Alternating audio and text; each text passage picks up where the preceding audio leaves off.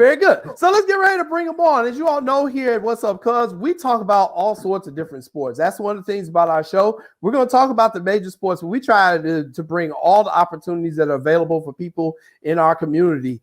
And this particular sport is really starting to come up. We're starting to see a lot of high-profile African Americans competing in this sport, and there are a lot of opportunities. And our first guest, you know, he was basically the pioneer for our community, you know, and I'm sure he'll talk about who he was inspired by, but he won a bronze medal in the sport of fencing back in 1976. I believe it was in Montreal. I think that's what it was. I think it was in Montreal in 76, but he won a bronze medal and he's won several national championships. He's fenced all over the world. He has a foundation out in New York City, and many of the current members of Team USA are coming out of his foundation. I mean, this dude, he's not one of them dudes you want to like battle with the lightsabers like you in Star Wars, because he'll kick your butt. All right. So I was so happy. I reached out to him and he was so excited to join us. And I'm just so happy to have him. Mr. Peter Westbrook is joining us. Peter, how you doing, man? Oh, man, good to be here, brother. Good to be here, brother Jason, brother Lance. I love this, man. I've been on some podcasts this morning, podcasts with some conservative people, nice white people, but I not like being on a podcast with you brothers. Real. I like your spirit. I like your rhythm. Oh, we're going to have a lot of fun. Yeah, hey Peter, let me say this first of all. Do you mind if I call you Coach? Hey, Coach, whatever you want to do, Peter, Coach, whatever you feel, bro. I have to call you Coach. I'm so proud of you, Coach. You know, fencing. And when Jason said he had you on, I said, Jason, we don't fence. When did we start fencing?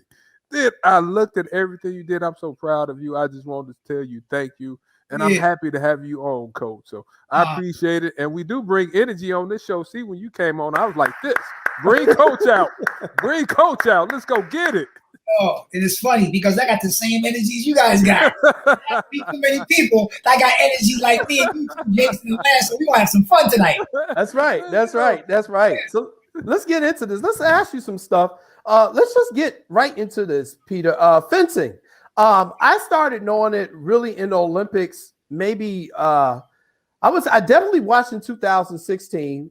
But also in 2012, I started to notice it, and I started to notice it because I started to see people from my community participating and being on the world stage. I was like, huh. And it's weird because in fencing, you all are wearing everything. Right. But as I was watching them fence, I was like, man, they move like a brother or like a sister would. They took the mask off, like, it is a brother and a sister. Right. Talk to me a little bit about fencing and how our community has gotten into it. Let me just say, most of the people that you saw at the Olympic Games, they were probably my kids, meaning a youth that participate, that work with us every Saturday in the Peter Westbrook Foundation. I stopped fencing in 1996. I competed for the United States in 6 Olympic Games, bronze medalist in 1984. And after 1996, every Olympic Games, we placed people on the Olympic team from the Peter Westbrook Foundation. We did it in 2000, 2004, 6, 8, 12, 16. And believe it or not, we're going to have a bunch of brothers and sisters represent the United States in 2021 in Tokyo. And I just want to make sure you get this, Jason and Lance. This is a white sport. And no doubt. So it's just a beauty for us to have so many people, so many of us on this wonderful Olympic team. I got to tell you, I'm so proud of my kids. Yeah, without a doubt. Peter, talk to us a little bit just about some of the basics of fencing and what type of physical attributes and skills are required to be successful in the sport. Well, this sport is good for black people. I can tell you right now, for brothers and sisters, because first of all, you got to like to fight. And most of us are all fighting. I mean, not that we love, we have no choice. I grew up in the housing projects in Newark, New Jersey. Fighting was just a way of life. So most of us, when that come from the inner cities, we just fighting people because we have to. In this sport of fencing, you fight, you fight, you fight. But the beauty of the sport is this, Jason and Lance. I can fight without hurting people or without getting hurt. And I used to do some crazy fighting. You know, the projects that I came from, most people didn't make it out of the projects. Thousands of youth didn't make it out of Newark project, but somehow God blessed me with this sport, this white sport of fencing. And I got to tell you, if it wasn't for this sport, I would have fell through the cracks. I mean, deep in the cracks. So somehow the sport gave me an opportunity, received a scholarship to NYU, got involved in all these corporate positions. And that's why we started the foundation for 30 years now. And we do big stuff. We do great things. And you know something, Jason and Lance, no matter how much I give back, it's never enough, because I should not be here. I should not have all this wonderful things happening to me. So I'm just such just happy and excited. But to answer your question, fighting spirit is good. So I used to do a little boxing, a lot of martial arts. If you can fight one-on-one, if you like fighting, you're good. All you got to do is like to fight, and you are good. You need some technique. Obviously, you have a great coach to give you technique. Most of the tournaments are not local in New York City. Most of the tournaments are around the country. Most of the Olympic trials are around the world, in Europe, in France, Germany, Italy. So I'm just so glad that we have this foundation where we got so many people of color doing this. Before, when I would go to Europe, I look around the room, oh my God, I'd be the only one.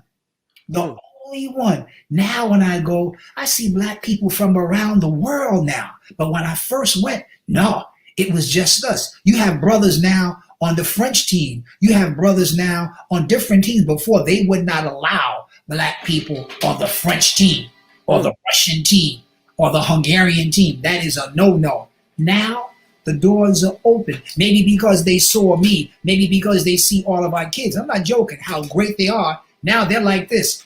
Man, we better let a lot of these Black people in, because without them, we might not be winning as much as we win now. So all around the world, brothers and sisters are doing their thing, winning medals and doing great things. But when I first started, I was a lone stranger. Coach, how was that, Coach, when you first got started? You the lone stranger out there, just you looking like you. What adversity did you face getting started? Because my gut saying too many of them didn't want you to win. So what adversity, and how did you handle that at such a young age? I got to say 2 stories real quick. One, I remember my coach was the head coach of the New York Athletic Club in the New York Fencing Club. I never forget. I walked into New York in the New York Athletic Club, 1970, and I didn't understand. I walked in the door. The ceilings are like 30, 40-foot ceilings, and I walked in the door. The whole place stopped and looked at me. I didn't get it, Jason and Lance. I got to show you what I did. So everybody stopped in the lobby, 40 people, 30 feet, 40 feet. Everybody stopped. So everybody looked at me. So I did like this. What the? Listen to me. Let me finish. I don't see nobody behind me. Everybody's still looking. I said, damn, there must be something on me, man. So I'm looking at my arm. Damn, I ain't get it. I ain't see nothing on me. I didn't get it at all. So my adversity. When I first went to the Olympic Games, America was not so good at fencing. I was one of the few ones, definitely the few African Americans. So you wouldn't get any breaks whatsoever. And if you were African American, and then African American, you're getting less breaks. I remember even at the Olympic Games when I won a medal, they didn't want me to win. They wanted me to push me out. And when I say push me out, they were cheating me. Everybody knows they were cheating me so bad it was ridiculous. So, I mean, it was so bad, but that's that fight in me, and fight, but I'm always thinking. So I'm just not a fighter. I got to think a little bit. So I know they're going to kick me out the Olympic Games. They're cheating me. I can tell you that.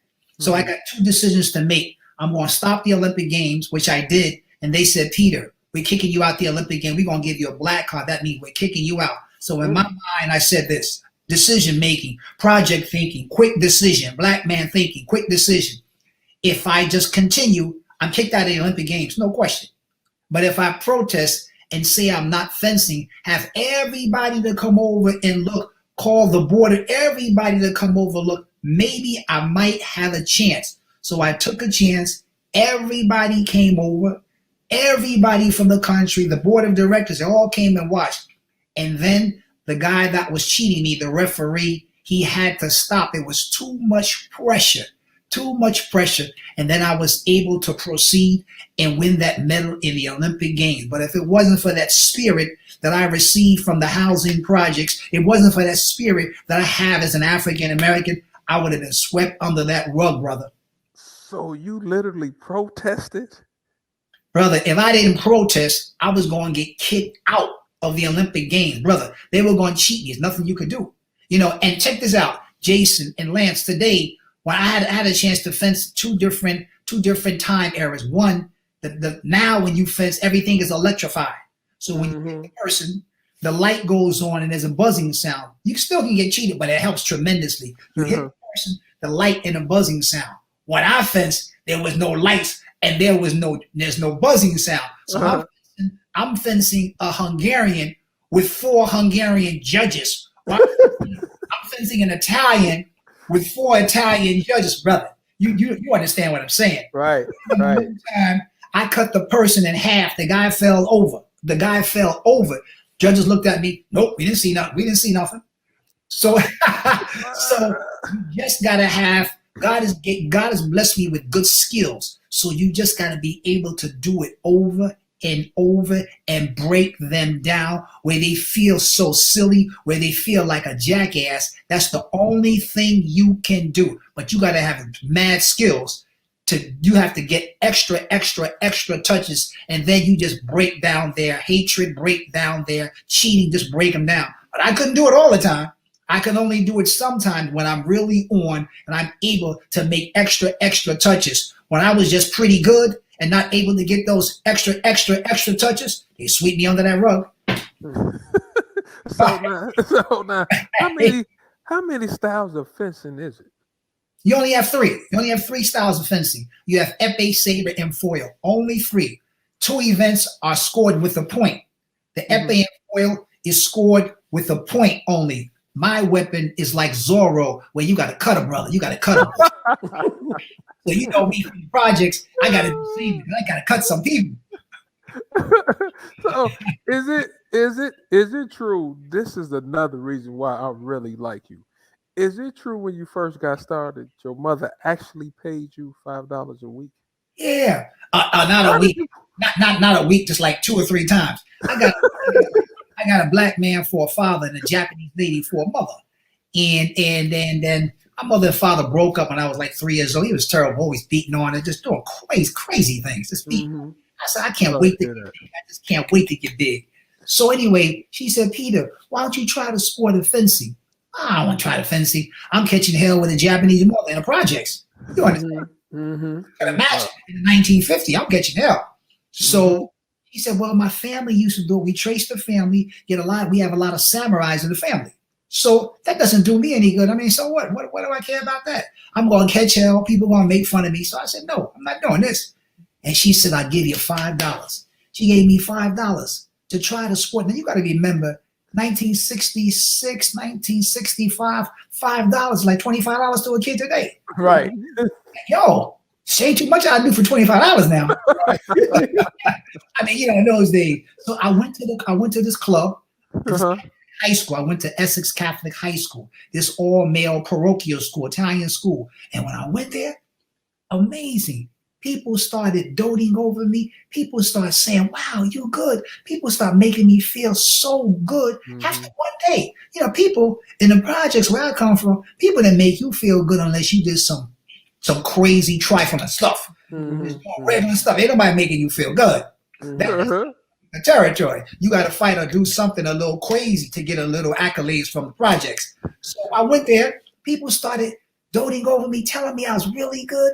I said, wow, nobody ever made me feel good that way except my mother. And that don't count when your mother make you feel good. Oh, that don't count, not in the hood. I went home and told her, they made fun of me. They made fun of me. I ain't never going back. But if you give me $5 more, I'll suffer. So I did that for a few days. She didn't have that much money. She was on public assistance. So she did that a few times. And then I just fell in love with the sport, bro. Fell in love with the sport. Got that scholarship to NYU, and then the doors open. Wow. Love it. Once again, we're being joined by Peter Westbrook. He's the former U.S. champion and Olympic medalist. And, Peter, you and I talked a little bit before, today, and we were talking about the young people who are currently getting into this sport and just some of the opportunities that are out there for them. Obviously, you have your foundation out there in New York City, so you're able to reach a lot of kids directly from our community. Can you talk a little bit about the opportunities that this sports provides for people who get involved in it in 2021 and going forward? I'm going to talk about this sport, but any sport, but this particular sport, most of they finish high school, they move on to colleges. And let me just say this, colleges recruit them because they're so good. I mean, they're really good, and they get accepted to Harvard, Yale, MIT, Princeton, NYU, Columbia, all the time. People recruit them. I remember I had a brother one time, didn't get accepted anywhere. So I called up Ohio State. I said, Coach, I got somebody really good for you that can help you win the Division I NCAAs. Peter, you sure? Well, I'm not sure, but he has quality. I don't want you to take away a scholarship if it don't happen. Right. So the man went there, didn't get accepted anywhere, won the Division I NCAAs for them 2-3 years. That's how bad he was. So let me just say there's a lot of opportunities. Let me just say this. The headmaster of Riverdale and the president of Penn State, I met with both of them, and they told me this. Check this out. We love to let people come in our admissions office. 3 sports we really love. One was fencing. I said, fencing? Yes, because they persevere, they think so much. And all the fences that come in, they're always very, very, very successful. I didn't even know that. They said they're always successful. They work, they persevere, and they're always thinking. In this sport, it's nice, like one-on-one, it's nice to have combat, but you got to be able to think pretty well. I mean, you got to be able to play chess with your body, with your mind, with your emotions. There's a lot of thinking that goes in here. And then you have to start, you got to be pretty darn athletic to run it up and down these strips. And the ones that think the most, the one that can strategize and come up with so many different anecdotes with 100th of a second, those are the people that win. So I got to tell you, there's a lot of opportunities in there. And not only opportunities, what we look for, but I like the idea of one-on-one sports. I like any sports uplift our children, but I like the idea of one-on-one sports because life is one-on-one. And in any sports, I remember before the great Hank Aaron got the all-time record, it was Babe Ruth. And I remember Babe Ruth having the most home runs, but I remember he had the most strikeouts. I remember that. So a lot of time in sports, I got it in fencing, in most sports, you lose more than you win. Basketball players, you lose more than you win. So what the sport teaches you is to get up, to try harder, to try smarter, never give up, never throw in the towel, and keep on fighting. And if you keep on fighting, you will be successful, not only in this sport, but in life. So that's the great thing about sports. That's Darryl Homer right there. He's my Olympic silver medalist at the last Olympic Games. In fact, I was fencing with him the other night. Of course, I'm talking cash stuff. I said, I'm going to turn you into a shish kebab. Well, he didn't fall for that. He turned me into a shish kebab. Come on, Coach. I like it. Let me ask you this, Coach. Say if you have like my younger cousin, Jason, that's coming in trying to learn how to fence. How can you tell if he's a knucklehead or if he needs his feathers massaged a little bit? Right. Well, everybody coming is a knucklehead now. So we all knucklehead. Get the knucklehead out of you. So we do the basic footwork. Then we put weapons in their hands after 2 or 3 weeks. Put weapons in their hand. Then we begin to show them the motions. Show them. You can see how fast people pick up things. You can see when they move. Anything you tell people, when a boxing, martial art, anything, when you teach them basketball, you can see how fast they pick things up. So some people pick things up real fast. And when we see that they pick things up real fast and then they're dedicated, that's when we move them to the other program. And that program is the accelerated program to make national teams first and then international team. You know, that's my girl Nzinga right there, Nzinga Prescott. Oh yeah. Mm-hmm. She came to me when she was literally 9 years old. We just did a podcast. She asked me to do a podcast with her today. We just did a podcast today. She competed in 2 Olympic Games, individual, team, world champion. And she should have been going to this Olympic Games. But I always tell people, we're going to be blessed with 3 or 4 Olympians. That's crazy. Mm-hmm. What is amazing? 2, 3 or 4 is absurd. We're going to be having 3 or 4. She should have been on the team this year. But you know what happened? I tell her nothing is guaranteed. She had a bacteria. The bacteria ate in her hips. Ate the bones in her hips. So she's 28 years old. She had to get a hip replacement. She can't go to the Olympic Games. So nothing guaranteed. But in all great things, she competed in 2 Olympic Games, individual, world champion, team member. So she's good. So she's really pushing what we do, trying to uplift people, trying to make a difference in the world. But it was just so sad to see broke down crying when at 28, the bacteria ate your hips away. She couldn't, forget fencing, she couldn't even walk. Right. I was going to ask you, I wanted to ask you about Nzinga because I know she has been, Nzinga is a very special athlete. Nzinga was actually fortunate. She was I believe she was in the ESPN Body Issue. Yeah. She was in there. She's a beautiful young lady and she's extremely smart. If I'm not mistaken, she went to Harvard and she works on Wall Street or something like that. I know it was something. Very smart. She's very smart. Yeah. Talk a little bit about just her career. I knew it is ending a little bit prematurely, and we're going to go to commercial in a minute here, but we're going to try to bring you back here, Peter. But just talk real quick about Nzinga and her career and what it can show other young ladies, because I'm all about uplifting our young ladies to get into sports as well. Well, I remember one time I was laughing. I remember we did something with Black America. And I remember Nzinga did the photo shoot. And I'm talking about how innocent she is, how beautiful, innocent. And then I look behind, there's a naked picture of Nzinga right behind me. I was like, oh my God, for the magazine that they were doing. Right.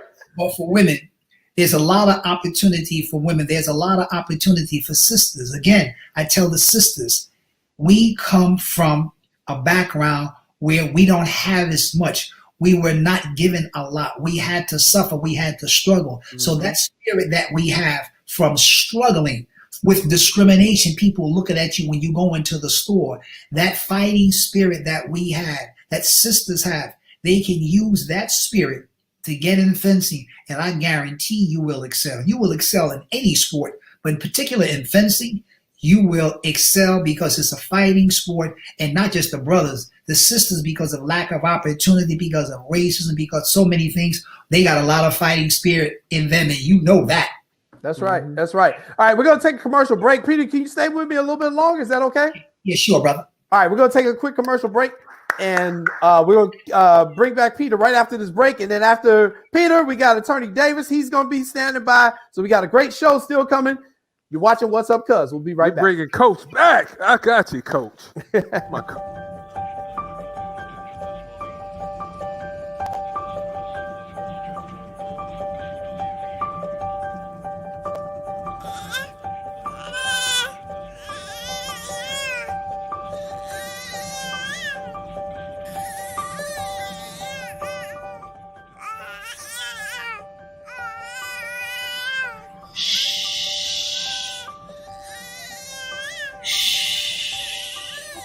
Compassion, noun. Sympathetic pity and concern for the sufferings or misfortunes of others. We're all born with it. It's in us. Don't believe me? When you hear a baby cry, something pulls at you. You want to ease that pain. You want to soothe that hurt. No one had to teach you that. It's called compassion, and it's in you. However, at some point you turned it off when it came to me. Me.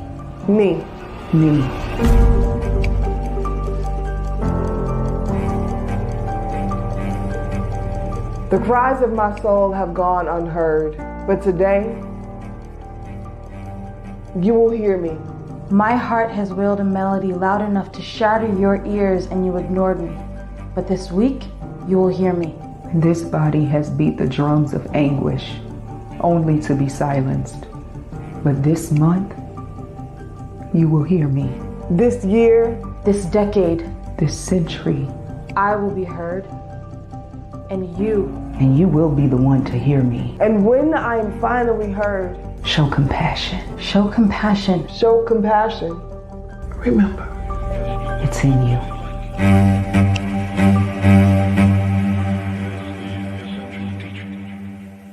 But that is a very profound element.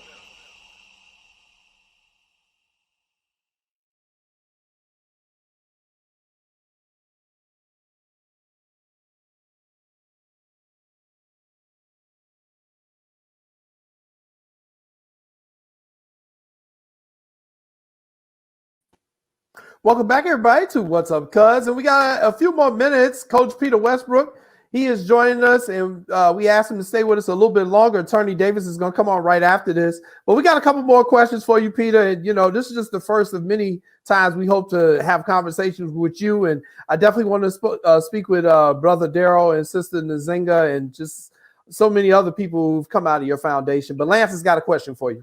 Coach, I just want to ask you, coming up and you have done a lot of things, what's something that you're most proud of that you've done, Coach? Because I looked over your bio. You have done a lot of things and you have helped a lot of people. What's something that you are the most proud of? I have to say, starting this foundation is much more successful than me going to 6 Olympic Games, winning 13 U.S. national titles, starting this foundation. And even more than starting the foundation, and more so than creating Olympians and Olympic medalists and world champion, just showing my brothers and sisters how beautiful they are. The most thing I can do, and I'm not joking, I'll show them how beautiful we are.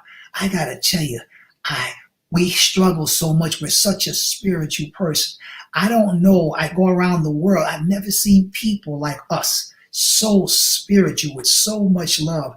I think if we didn't have to struggle like we did over these hundreds of years and suffering, we may not have that same spirituality because nobody else does.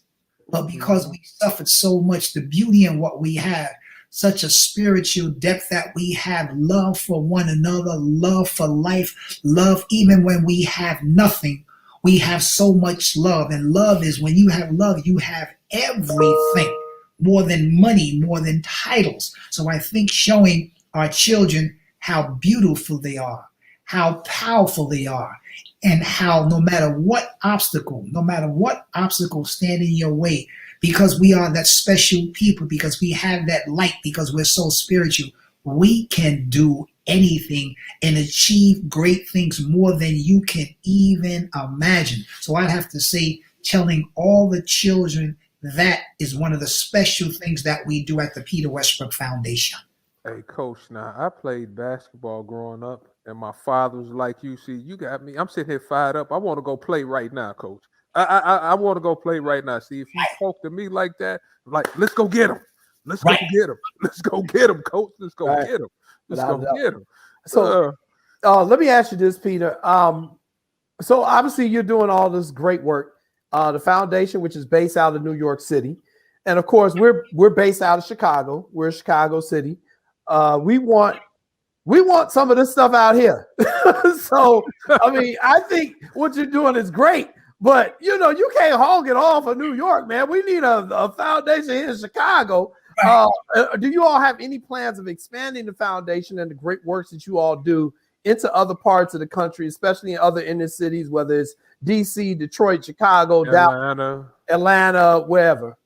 I get this request all the time, guys. You can't imagine. All the time.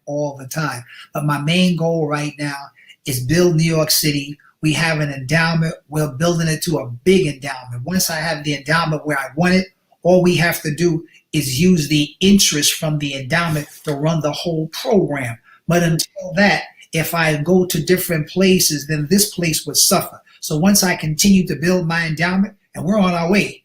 Build it a little more than the interest can run the organization, then I can go out and branch out and do great things in other part of the country. Got you. Well, Peter, we are here to support the foundation and all the good work that you are doing. So if there's anything you ever need from us, please reach out. We will help you publicize the great work you are doing. And it's not just our show, but Sports Zone Chicago. We are committed to all these things, and we have several different shows on our platform. And we'd love to get some people from the foundation. I'd love to get some of your fencers on some of our different shows, especially with the Olympics here coming up. We just want to, really promote this sport and promote the opportunities for our community. And I just want to thank you so much from the bottom of my heart for coming and doing our little podcast, which is growing. And we're trying to do the same thing, really grow this thing and build out. And I want to thank you, Brother Jason and Brother Lance, because of what you are doing. What you're doing is sharing goodness, sharing the beauty of Black people, sharing our spirit, sharing our light. So I want to thank you for sharing our light and sharing your light in each and every one of us. God bless you, Jason and Brother Lance, my brothers. Hey, Coach, let me say this. As soon as COVID is over, do you mind if myself and my cousin comes out there and visit you? I love to see it because, like I said, I was so excited when he said fencing. I thought he was joking at first. I said, Jason, we don't fence. Cut it out. He's like, Peter Westbrook, Google him. I said, for what? We don't fence. No, so after this, Coach, I love to come out there and visit you. Man, come on out here and see a beautiful 100, 130, 40, 50, 60 people in the class getting down. Love it. Yeah, All right. Okay, brothers. Thank you. Peter Westbrook, everybody. Thanks, Coach.